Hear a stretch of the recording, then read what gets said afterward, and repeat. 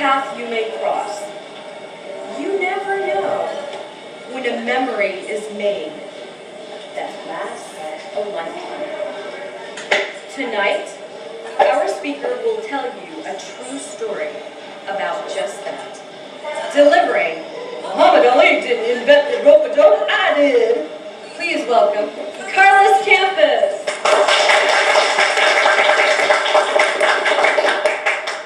Does anybody not know about the rope-a-dope? In 1974,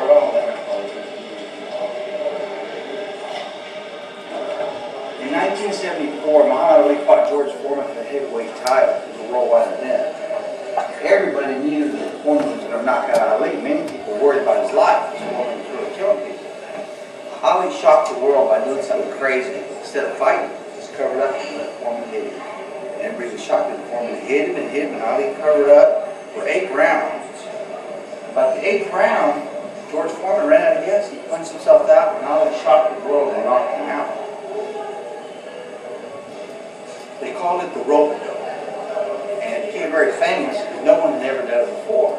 Wrong, wrong, wrong. I did it when I was 14 years old. I didn't do it on purpose, but I did do it first. And when you watch movies, a lot of times they'll say, this is a true story. It gives a lot more credibility because it really happened. You know, it's real. Well, I'm going to tell you a true story that really did happen. I was growing up in '65. San Antonio was 95% economically segregated. It was cut in 4 pieces. Hispanics on the west side, blacks on the east side, poor whites on the south side, and the rich whites on the north side. That's where it was. Well, I got shocked in '65 with my father in the house. We're moving to the north side, rich white people. Now, I was going to have a new life because I already was established at 14 in my little world, and it was going to change. I enrolled at Churchill High School, a brand new elite high school for the rich white kids. That's the way it was. I was nervous, intimidated, but through sports, I adjusted and made some friends. One of them was Ralph. He was a short, stocky guy. He was not a good athlete, but he really had desire. He took boxing lessons, karate lessons, wrestling lessons, lifted weights all the time. He tried hard. He called me up and said, hey, Carlos, my boxing coach put me in a tournament. Why don't you come with me? I said, sure. So he picked me up in a brand new '65 Mustang. His father was a rich guy, typical rich white guy. I picked another friend, Mike, come with us. On the way there, he tells me, my boxing tournament's on the west side. And I said, we're heading for trouble. The rich white boys didn't go to the west side in those days, and the brand new Mustang was west. When we entered the west side, the heads were turning. I got to admit, Ralph had some courage, because boxing was not a sport on the west side. It was a way for kids in poverty to get out of it by turning pro. They took it seriously, but I knew he was going to get a beating. I felt respect for him. We got to the gym. And more glares and more looks. These guys doing it. Then a mean-looking retired fighter was kind of running the tournament, lining up the 2-year-old fighters. Put Ralph in one line. And suddenly he goes, I need another fighter. He pointed at me. Who want to fight? And my time froze. Uh-oh. And I could tell he was daring me to say no, so he was humiliating me. I took his brother and said, sure, I'll do it. And he shoved me in the line. Now, I love sports and I love boxing, but my brain was telling me, unlike other sports where if you lost, hey, your pride was hurt. I knew if I lost, I was going to get beaten, and I didn't like that possibility. My friend Ralph went on first. And when they announced that he was an independent from Churchill High School, the walls rocked with booze, every Hispanic cuss word you can think of. Kill that white boy. I mean, man, he got lucky. His opponent was as scared as he was, and they just walked around the ring for 3 rounds. The crowd was booing and booing. He lost the decision, but he was so happy that he survived. I was next. And they also announced that another independent from Churchill High School. Here come the booze and the Hispanic cuss words and the killing. And they were mad because they didn't like that first fight. The referee comes up to both of us. You guys don't fight. I will personally beat the target. The bell, I was in the twilight zone. I thought I was dreaming. The bell rang, and this guy was taller than me. He came at me like a windmill. Man, I covered up. He got me on the rope, and he started bombing me. I was blocking all the shots, but I could get off the rope. So I took a knee on purpose to get him off. And he just stood there waiting, and the referee didn't do his job. Supposed to put the guy in the neutral corner, but he didn't. When he got to 8, I got up and said, "Where's the?" He bombed me the whole first round. I just covered up. I went down 5 times on purpose. He didn't hurt me, but I couldn't get him off me or if he wouldn't do his job. So the bell rang. I survived. I was embarrassed. I'm walking in my corner. My friend Michael, my corner man, "Carlos is killing you. You're not fighting." I said, "Hey, the referee didn't do his job." We're arguing. The crowd's laughing and having a good time.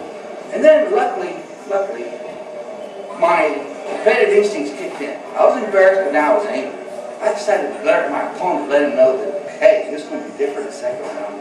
I was shocked, thrilled by what I saw. He was exhausted. He was huffing and puffing, he picked up his arms. Man, I felt like a shark. The bell rang, and I went at him, and he covered up the bombing him. And he went down. He didn't get up. I was the winner by TKO. I was so happy. The crowd was angry, but I didn't mean my opponent because not because he lost, because he quit. Truthfully, I felt sorry for him because I was going home. He lived here, and I knew I wouldn't want to be in his shoes. Well, I had no idea that 10 years later, Ali would use my technique to beat George Foreman. Then I saw this big trophy, and I heard they're going to give it to the fighter tonight. And I was like, hey, I might get it. I had the only knockout. I got it 5 times. So I thought, I'm going to get that trophy.